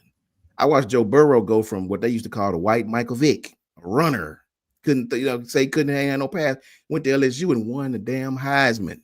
That's true. Same dude. Hey, Sean, did Jaden look like he was scared to death of his own shadow whenever he was throwing those 10 interceptions? Man, what you talking about? It looked like he weighed 130 pounds doing it too. You know what I wasn't mean? Afraid of doing it though, bro. So he wasn't afraid. He'll sling that thing in there at all. Didn't care. I know it can happen, bro. It's good. I know we got one more game to get to, and I know we're gonna hit on that one quickly. So everybody get a predictions for this game, and then we'll move to the last one. We'll get on out of here. But I got Auburn winning this game. I think I got Auburn winning this game by at least a touchdown. But y'all can go ahead. Low scoring. High scoring, low scoring. Oh yeah, I didn't give an actual number. I get about 32-28. No, 32 points. No. Points. 28-21. 28-21. Okay. I'm gonna say Auburn's gonna win, but I think it's gonna be like 21-17. Yeah, me too. That's me too. Close. Yeah, that's what I got. 21-14. Damn, y'all got low scoring. I don't have a whole lot of faith in Jackson Arnold, man. I'm sorry. Let me ask you this: if you were a coach and you've seen what Auburn has put on the field, particularly how they play that quarterback, why would you do anything other than load the box and see if they can beat you over the top before you actually try to scheme up and stop those receivers? It's what he's gonna do, and that's what he will do. Go ahead. Here we go. Yeah, listen, but you got to throw. Now, if he can do it, of course, we get out of that. But if he can't, man, I'd make him prove it first. I mean, give up a touchdown and go, get after it. Yeah, bring pressure. See if he can. And he'll dial up pressure from weird places. Oh, Aranda's pretty good with that. You know what I mean? I think that's. But I think if you just got to. What you need is a game plan from Hugh that's similar to because it was Kevin Johns that put that on the field against Alabama last year. He threw 10 passes, man, and there weren't anything big. They were short passes, keep him out of trouble. They ran the football, so it was what it was. And I mean, they were going to lean on the defense and just not make mistakes. I think if you do that, you should be able to go out there and put up 21. You should. With that defense, you should be able to do that. And the last game of the night, of course, Notre Dame versus Miami. I think this is going to be a pretty exciting game down there in South Beach. Of course, we got the best fade, literally the best fade in all of college football. Marcus Freeman with one of the best fades in college football. Shout out to that brother.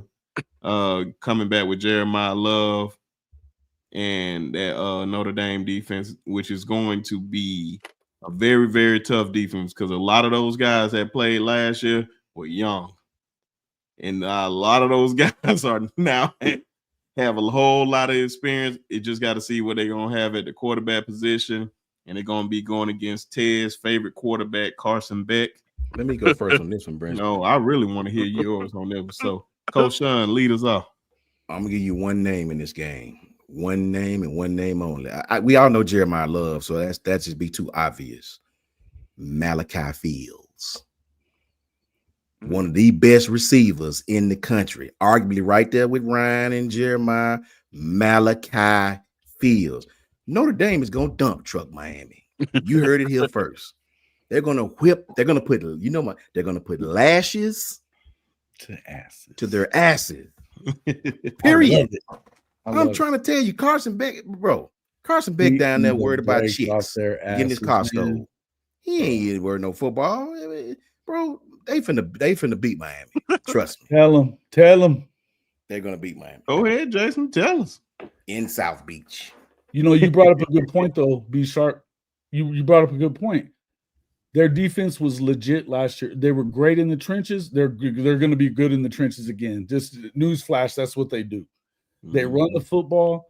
They've got a quarterback that can throw the football. And look, as much as I like Riley Leonard as a runner, I hated him as throwing the ball, right? Not only that, they added some receiving talent to the game. They're going to beat the brakes off of Miami. Yeah.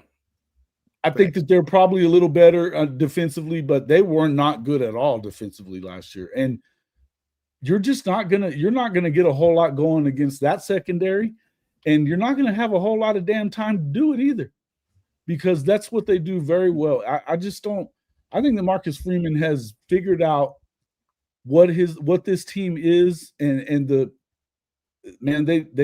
do things the way that I think that they mirror who he is. That confidence level at Notre Dame right now is on a different level than we've seen in a long time, man. In a long time. I think that, look, if it doesn't work out with Brent Venables, I would hope to hell that was the first call that they make. Not that I think that he would necessarily move, but because it's a great situation for Marcus there, right? Yeah.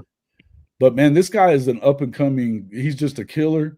The level of confidence that these guys have, and they play physical brand of football. Look. That they do. They didn't beat Georgia because they were – just lighten it up offensively. They beat Georgia because they slugged their ass in the mouth. They played Georgia football.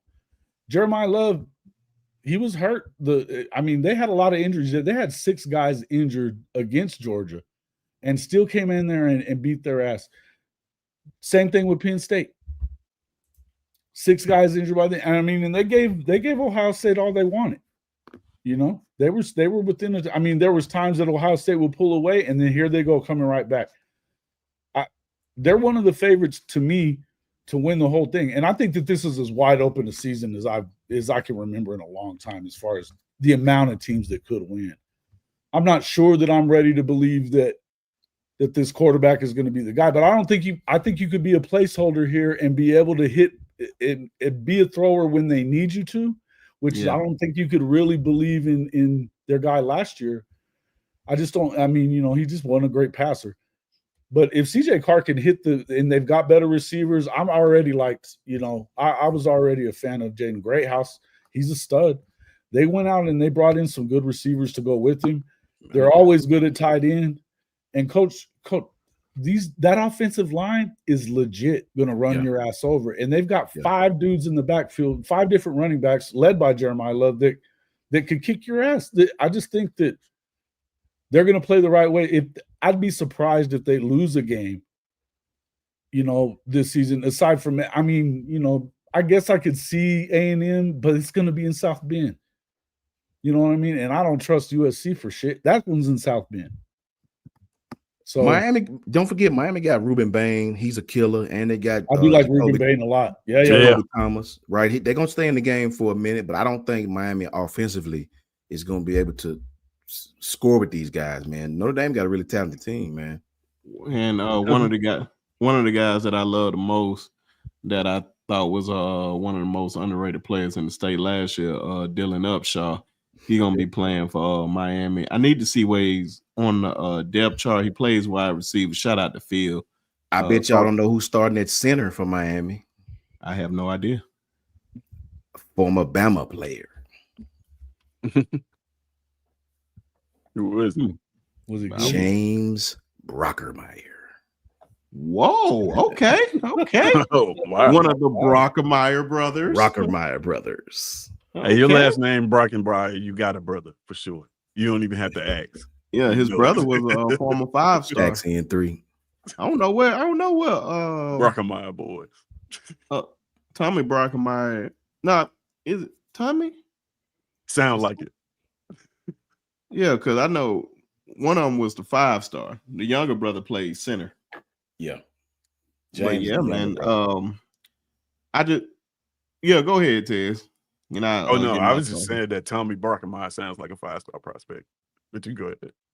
Oh yeah. Born to play football, bro. Born to play football. Absolutely. And what makes it so crazy, Tez, I had this discussion a long time ago about that class. I think that was he came in there with Jalen and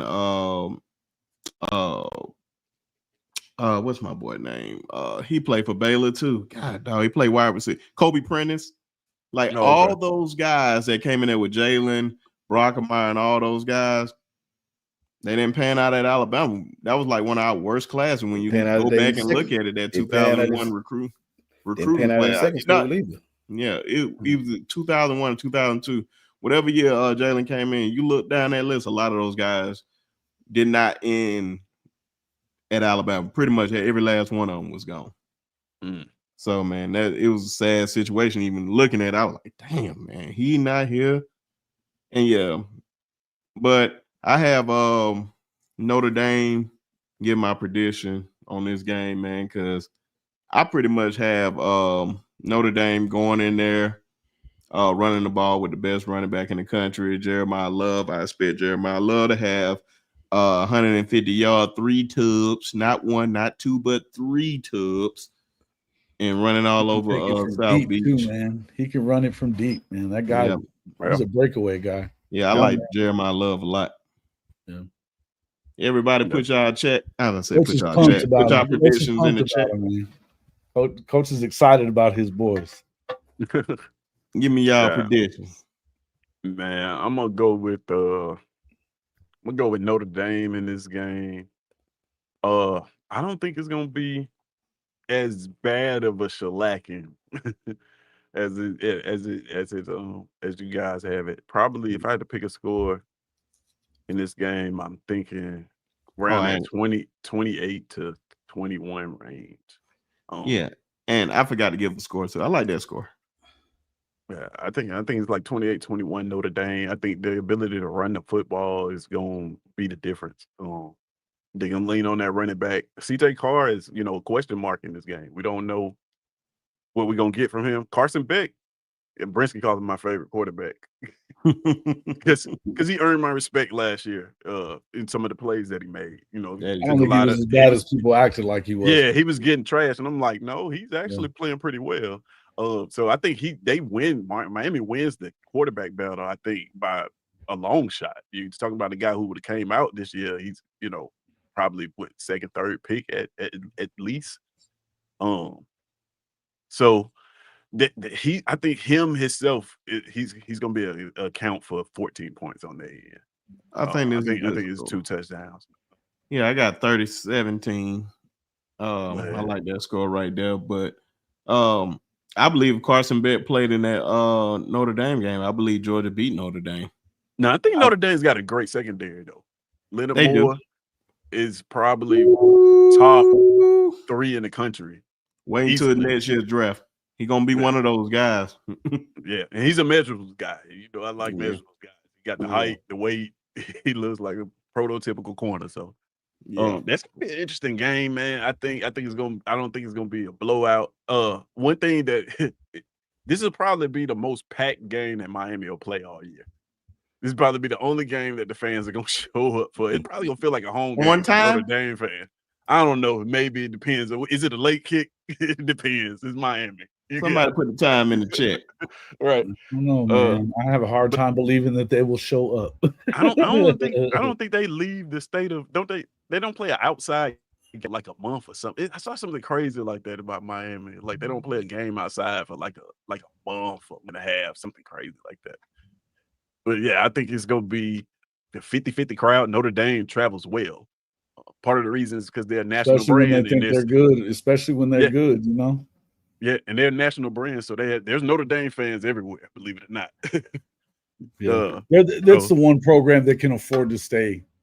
You know, they can stay right where they are. They don't have to do nothing. There's no reason for them to join a conference. The people that are like, oh, they need to join the conference. No, they don't. They don't need to. They literally don't need to. Yeah, they made $110 million last year by not being in the conference. That'd be the dumbest thing in the world. Facts. They're making all that money. Hell yeah. I just think that running game is when you, like Coach Dunn said, when you can run the ball and play defense, man, it's tough to beat you. It's tough to beat you. It's a wonderful thing, ain't it, Coach? Whenever you can. What's your prediction, Jason? I think they're going to win pretty handily. I feel like I'll say 35-17. I say 27. I say 27-17 Notre Dame. Okay. Before we get out of here, Brinsky, you gotta let me say one thing whenever you ready. Please. Oh, you talking about when we doing the outro? Yes. Oh, okay. Well, no. Just before we say our channels and all that, I want to say go ahead. I really appreciate like Bevo. I'm watching the chat. I get messed up and don't be paying no attention to the chat. I'm trying to get better with that. I see my brother Bevo down there, Texas fan. Respect his Texas jargon. Really like Bevo because he coming in and represent his team, man. But Bevo, you got to let me put a little belt to your ass just for a quick second. Just a quick second, Bevo. Just a quick second because I like you. And if I didn't like you, I wouldn't pay your ass no attention. I like you. So let me put a little belt to your ass, a little lash right across your little cheeks. Let me explain something. I respect Texas, bro, because y'all are Texas, right? I'm happy to have y'all in the SEC because we are the toughest conference and everybody know that. But you starting to give me Tennessee vibes. I didn't know Texas fans was like that. I didn't. I thought y'all was kind of like Bama fans or Georgia fans. Like we know we good. We won every damn thing. We win so much that when you beat us, you storm the damn field and take the goal downtown type stuff, right? So I thought y'all was kind of like us. I'm starting to learn something about you Texas fans, man. You starting to give me Tennessee vibes. You know what I mean by Tennessee vibes? You talk and beat your chest and you hadn't won a damn thing. Like in the SEC, I know you think this is the Big 12. I get it. You're Big 12, blinders, right? But see, in the SEC, you can't talk until you win something, Bevo. I get it, bro. You have Big 12-itis, right? Where you just talk because you had a great season. No, in this conference, nobody gives a damn unless you win. LSU has won championships. Florida's won championships. Even Auburn has won championships. Georgia's won championships. And we talking about them the last 10, 15 years. 9 of them. So Bama, they real Bama. But let me explain something to you, Bevo. Listen to me closely, Bevo. Alabama, the team that I support, that we support, the two of these 4 people, has won 6 national championships. 6 in the last 16, 17 years, right? Your last championship, Ryan Williams wasn't even alive, Bevo. Your last championship, your last meaningful anything, half the freshmen and sophomores on our team wasn't even born. Not a twinkle in their old man's eye. I need to remind you of this. Your team won the same thing Alabama won. Not a damn thing last year. And the team that either win the SEC outside of us, which is Georgia, they whipped your ass. Not once, not twice, but 2 times. I'll just say that. 2, I'll stop there. And you had a schedule that included Colorado State, UTSA, whatever in the hell that is. Sound like a damn deodorant, right? Louisiana Monroe, team, you know what I'm saying? Mississippi State, You rib us for losing to Vanderbilt. Hell, you almost lost too, 27-24. So, brother, beat your chest, and I respect you, but beat your chest just a little more quietly, because your team ain't done a damn thing. They've done nothing. You beat Alabama at Alabama. Well, guess what? The year before, Alabama whipped your ass, beat you. I don't care how close the game was. Beat you at your home. Brother, your team hasn't won nothing with a weak-ass schedule. You didn't play LSU. You didn't play Texas. You didn't play You didn't play Ole Miss. You didn't play LSU. You didn't play Bama. You didn't play Tennessee. And you still couldn't get the job done. The best team on your schedule whipped your ass. So, Bevo, I like you, brother, but you're starting to give me Tennessee vibes. I'm done. In other words, this is what he's saying, Bevo. Yeah, you gotta win some in this league. Talk. I didn't hear nothing. Exactly. I like Bevo. Don't get me wrong. I like Bevo. No, I respect that. Let me do it again. Didn't hear nothing. It's not working with the flip. You got to win some, Bevo. I'm pretty sure you got to win some, buddy. Let me give you the first rule of the SEC. You got to win something, brother. And then people will listen to what you say. So you got to win something. This is what's funny about that, Coach. And it's like I always look at the coach. I look at the Texas schedule, and like I said, we talking about Sarkisian. Because if we go back, you got Sarkisian 13-3 last year, then you got 12-2. And this is Big 12 football we about to name here. These records we about to name. Right. We got 8-5, 5-7, 7-3, 8-5. Exactly. You're talking like you 7-6, 5-7, 2 years in a row. He's won 10 games plus twice in a 12-year career, and we're acting like he's Nick Saban. You hadn't won a national championship since 2005. That's, for those who can't count, that's 2 decades ago. Brother, you borderline in high school. You borderline as far as on the national stage, irrelevant. You know what I'm saying? They don't look at you like they look at Bama, Ohio State, Georgia. Your team had a good season in the SEC, and I applaud you for that. Y'all had a great season, but you hadn't won nothing, family, in this conference. No. Like I say, they gave up 550 yards to Arizona State. I give him a pass, Jason, because he has Big 12-itis, right? In the Big 12, that means something when you win a couple of games.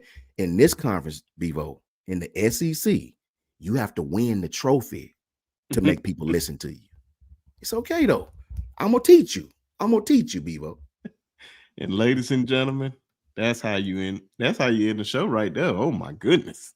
Hey, back-to-back weeks, ladies and gentlemen. Back-to-back weeks by Coach Sean with nice. I love Where's Jans when you need them? Where's Jans when you need them? Oh my God!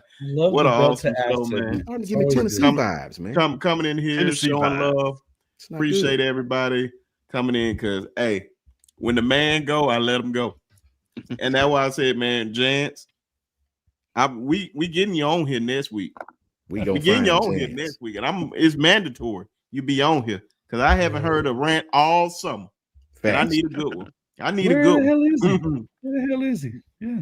Oh, man. He's getting ready for the NFL season. But, of course, we are going to let the guys shout out their channels, and we going to get up out of here. Yeah. From now on, when you catch me on Twitter and you acting goofy, I'm going to hashtag Tennessee vibes. Now. I appreciate that, Coach Son. I needed that one in my arsenal. You're giving me Tennessee I'm gonna vibes bring right it now. off for my. Can I bring it on for my soundboard? Can I use that? Yes, You're giving me Tennessee vibes right now. Go ahead, do whatever. Tennessee vibes. Man, but yeah, you can find me at It's SEC Season. Here on YouTube, here on Twitter, and also my personal page is Codename Tez on Twitter. I got this email right here. I'm still trying to put this thing together for this college football pick'em for my channel over at It's SEC Season. If you go over there, subscribe. We're gonna be putting together a college football pick'em. Got all these guys in there, and we're gonna be giving away some pretty cool stuff. You've seen some of the little faceless content that I've been putting out. I got an announcement for you guys today. Tomorrow, Tuesday, we're going live. SEC Live's first episode tomorrow. And what time? We're gonna aim for 7, maybe 7:30. probably Go for 7:30. 7 because I got a show. Okay, well 7 then. But yeah, hopefully if we can get all these guys on there, man, anybody that wants to come, we gonna break it in, man. I'm calling it orientation for the first episode of SEC Live. I like that. I'll explain everything about how the channel and all the stuff I've been cooking up and how it works, show you guys some graphics and stuff. And then we gonna have a pretty dope segment and conversation about this upcoming season that we'll try to repeat every week. So yeah, if you're interested in something like that and you think it'll be fun, a good watch for you, man, subscribe to the channel. That way you won't miss it. And it's gonna be cool. It's gonna be a cool experience, man. Appreciate you, Brinsky, for having me. Coach Sean, always a pleasure, man. Have you, man. Likewise, and Jason, man, listen, like I tell all the Oklahoma fans, I appreciate you joining the SEC, but y'all could have kept the softball team, man. Like I had totally no clue. I forgot all about the softball team was coming with y'all. I was just focused on football. Last year, though, they didn't win it. Deadly. I know, but I just know like They're gonna be deadly this year. They're gonna be deadly this year. They brought in some legit. Yeah, they're legit. So I'm excited about them too. But man, hey, listen, right now that after the way that Oklahoma played in the football season last year, shit, man, we got to do something good. So I'm excited about Patty Gasso and company. But no, I appreciate you guys having me come in, man, for sure. It's always fun to hang out with you guys, and yeah, and Bevo. Come on, take your Tennessee vibes and run along now, because y'all haven't won a game against somebody with the same level of talent as you since that Alabama game. Just haven't done. That's 2 years, bro, and you lost 2 years in a row to Kalen DeBoer when he was at Washington. That's true. I mean, what are we talking about? But it is what it is. All right. No, man, I enjoy this, man. This is fun. And, you know, the belt to ass segment is pretty good. I enjoy it, elite. Man. It's elite, man. You guys B2A Nation. It's pretty good stuff. Thanks, man. Love it. But no, hey, appreciate you guys coming in, having me come in with you. It's Hall of Fame College Football. It's Hall of Fame College Football right here on YouTube. You can find me on Twitter, obviously at JW_HOF as well. Yeah, man, we're gearing up, man. We're doing morning shows. We're gonna actually start, so it'll be a 4th morning show for starting next week. I'm gonna be doing that with Marcus Dent, along with the other one. So tomorrow night we do our evening show. Actually, I'm gonna be on. It'll probably be a little later, probably like 7:30 or 8, or 8:30 Central Time, I should say. So get over there and check us out, man. We're getting close to 5,000 subs, man. We'd love to hit it. I think we're gonna miss our goal, but link is in the chat.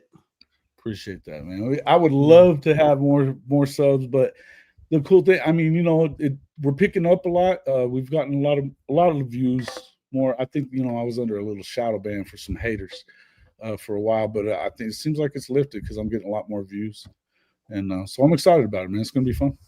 It'll be fun. Hey, Coach Al, come see me, my man. Come see me. Yeah, Coach Al's my guy, man. Yeah, love Coach Al, Coach Carl, all our Wu-Tang clan, man. Yeah, Coach Carl came on with me last week, man. We had fun. Yeah, we had fun. A good time, man. Shout out to all these content creators. Support these guys, man. They have an awesome channel. And Bevo, it's all love, bro. I just had to let you, you know, I respect you. I respect your school, bro. But you just do a little too much to have not won anything. You know what I mean? No disrespect. You know, it's the only school I know that do that is that school up in Knox Hills. You know what I'm saying? Shout out to them. You know what I mean? Don't become that team, man. I respect Texas. Don't turn into them. You know what I mean? But much love to everybody out there. Thank you for tapping in, man. Please tap in with me if you guys get a chance. JMHO Sports Talk is just my humble opinion. Don't make it right, wrong, or indifferent. You know what I'm saying? Please tap in with me on Twitter and YouTube. And of course, y'all, man, appreciate everybody coming on in here tonight. Shout out to all the guys, man, coming on in here. I knew it was going to be an exciting show when Jason said he was going to join on in here, man. Shout out to Coach Carl, Coach Al, Jance, Piano Man, Ty, Jay, PG. Shout out to PG. I haven't seen PG in a minute. Facts. Man, I'm forgetting Clint, Justin. Justin, man, KB, a whole bunch of people. Bama Oh Stunner. yeah, KB. Man, so many folks, man. Way outside. Way outside. Yeah, man. Appreciate everybody, man, because you guys everybody do great content, man. Like I always say, man, we pretty much be cool with almost everybody, man. And we have no reason to hate on anybody, man. Everybody does great content. It's enough for everybody around. So, man, appreciate everybody showing love. If you on Twitter, come on over to the YouTube channel, subscribe. Only need one more sub for 1,100. I think we can get that before we get off. So make sure if you ain't subscribed to the channel, subscribe over here. I put all those guys' links in the chat for you to subscribe to them. They also gonna be in the description just for an easy click to come on over there and subscribe to their channels. And like I said, man, it's getting close to football time. Definitely gonna be bringing on the goal this season every week. We definitely gonna do these shows on Mondays and have everybody else. It'll probably be a little earlier. And also we're gonna have high school athletes that have amazing games or have amazing weeks and have them come on the show. So hopefully we'll have my athlete of the week, Jordan Holmes, on here this week. Real talented kid out of Pike Road High School in Pike Road, Alabama, man. Shout out to him, man. Shout out to his family. Thanks. And hopefully we'll have him on here really soon, man. Can't wait to talk to him, man. So definitely appreciate everybody. Like I said, subscribe to the channel, and we're gonna catch y'all on the next one. Yep. And oh yeah, definitely we haven't seen her in a minute. Miss Janet. Yeah. Hoping that she is good. Haven't heard from her in a minute. Right. Hope everything is all right. And can't wait to see you because football season is coming across. Facts. So we definitely need you on here as soon as possible, Miss Janet. Shout out to Miss Janet. Yeah, true. Shout out to her. Facts. And of course, you already know, man. Always and forever and a day. F them. Don't care nothing about them. And y'all already know. We'll catch y'all on the next one. Roll damn Tide.